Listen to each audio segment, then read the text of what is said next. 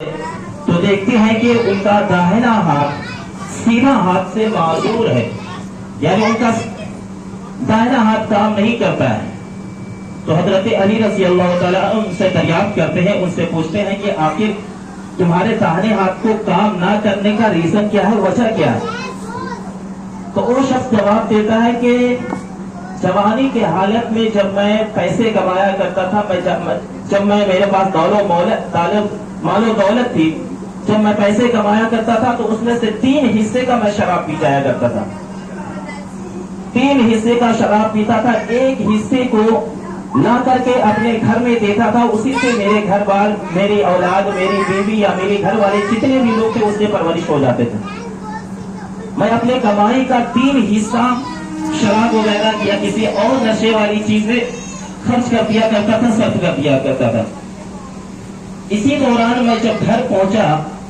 شراب نوشی کے حالت میں، شراب پینے کے بعد، تو میرے والد نے مجھے نصیحت کرنی شروع کر دی، مجھے ہدایت کرنی شروع کر دی کہ بیٹا یہ جو چیزیں تم کرتی ہو یہ مذہب اسلام میں اس کی اجازت نہیں ہے، مذہب اسلام ان تمام چیزوں کی اجازت نہیں دیتی۔ لیکن شراب کی حالت میں، نوجوانی کی حالت میں اس نے اپنے باپ کو ایک تماشا لگایا، وہیں پہ ان کے والد نے ان کے حق میں بددعا کی کہ یا اللہ تبارک و تعالیٰ نے جس ہاتھ سے میرے بیٹے نے مجھے مارا ہے یا مجھے تماشا دیا ہے، یا اللہ اس کے ہاتھ کو معذور کر دے، اس کے ہاتھ کو ناکام کر دے۔ تو اللہ تبارک و تعالیٰ نے اس کے باپ کی دعا کو قبول کر لی اور اس کے ہاتھ معذور ہو گئے۔ کوئی بھی ماں یا کوئی بھی باپ اپنے اولاد کے حق میں جو دعائیں کرتا ہے یا جو دعائیں کرتا ہے، اللہ تبارک و تعالیٰ اسے فوراً قبول کر لیا کرتا ہے۔ ماں کی دعا کبھی رائے گا، کبھی بیکار نہیں جایا کرتا۔ تو حضرت علی رضی اللہ تعالیٰ عنہ نے کہا کہ ابھی تمہارے والد کہاں ہیں؟ تو حضرت اس نوجوان نے جواب دیا کہ میرے والد کا انتقال ہو گیا،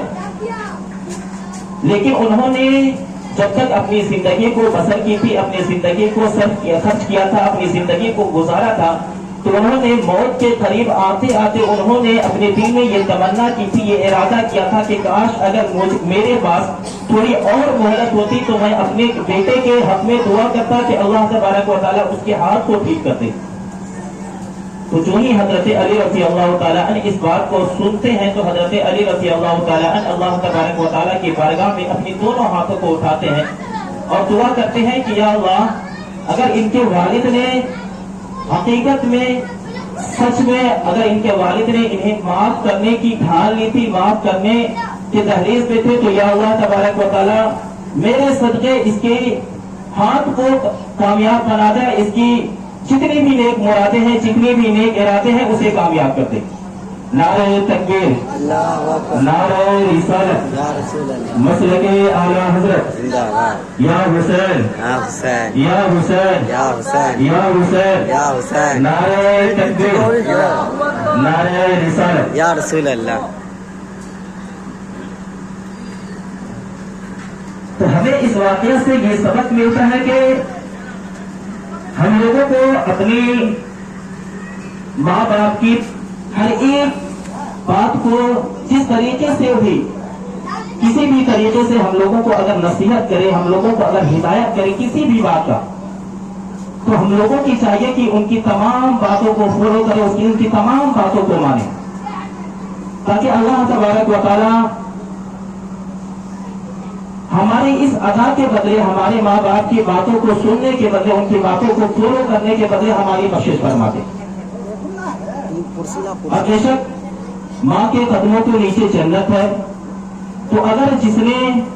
اپنے ماں باپ کے تمام حقوق کو ادا کیے، تمام چیزوں کو، اپنی ماں باپ کے تمام باتوں کو مانا، تو بے شک اللہ تبارک و تعالیٰ اسے کبھی بھی دنیا میں ناکام نہیں کرتا ہے۔ اور میں نے جس آیت کریمہ کا تلاوت کرنے کا شرف حاصل کیا تھا، اللہ رب العزت قرآن مجید و فرقان حمید میں ارشاد فرماتا ہے کہ ان اللہ مع الصابرین، بے شک اللہ صبر کرنے والوں کے ساتھ ہے۔ تو حضرت امام حسین رضی اللہ تعالیٰ عنہ کے خیمے میں جتنے بھی مرد تھے انہوں نے صبر کے دامن کو تھامے رکھا، اور جتنی بھی عورتیں تھیں انہوں نے اپنی شرم و حیا کو، اپنی پردہ کو ہمیشہ باقی رکھا۔ تو ہم لوگوں کو بھی چاہیے کہ جس بھی حالت میں ہو، جس بھی راستے میں ہو، جس بھی دہلیز یا جس بھی موڑ پہ ہو، ہمیشہ اللہ تبارک و تعالیٰ نے جو قرآن مجید میں ارشاد فرمایا اس کے تحت صبر کی دامن کو تھامے رکھے۔ اللہ تبارک و تعالیٰ سے یہی دعا کرتا ہوں کہ اللہ تبارک و تعالیٰ ہم لوگوں کو سننے سے زیادہ عمل کرنے کی توفیق عطا فرمائے۔ اگر بولنے میں کسی طریقے کے لفظ یا غلطی یا خطا ہو گئی ہو تو اللہ تبارک و تعالیٰ کی بارگاہ میں توبہ و استغفار کرتا ہوں۔ استغفر اللہ ربی من کل ذنب واتوب الیہ وآخر دعوانا ان الحمد للہ رب العالمین۔ اب میں اپنے استاد محترم حضرت علامہ مولانا غیاث الدین عمادی صاحب کو دعوت سخن دیتا ہوں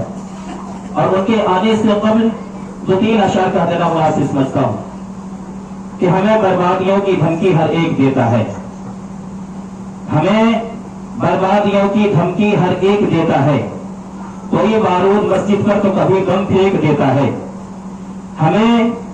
بربادیوں کی دھمکی ہر ایک دیتا ہے، کوئی بارود مسجد پر کبھی بم پھینک دیتا ہے۔ ہم حسینی ہیں، ہماری داستان کربل سے پڑھ لینا، ہم حسینی ہیں، ہماری داستان کربل سے پڑھ لینا۔ جو ہم سے جنگ کرتا ہے وہ گھٹنے ٹیک دیتا ہے، جو ہم سے جنگ کرتا ہے وہ گھٹنے ٹیک دیتا ہے۔ آئیے ان کا استقبال نعرے تکبیر و نعرے رسالت کی صدا سے کر لیا جائے۔ دونوں ہاتھوں کو فضا میں اٹھا کر بلند آواز سے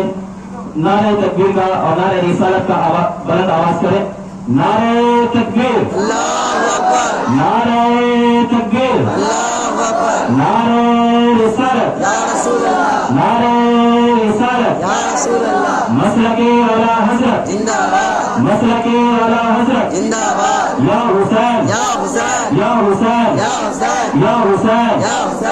حسین، یا حسین، نعرے تکبیر، نعرے رسالت۔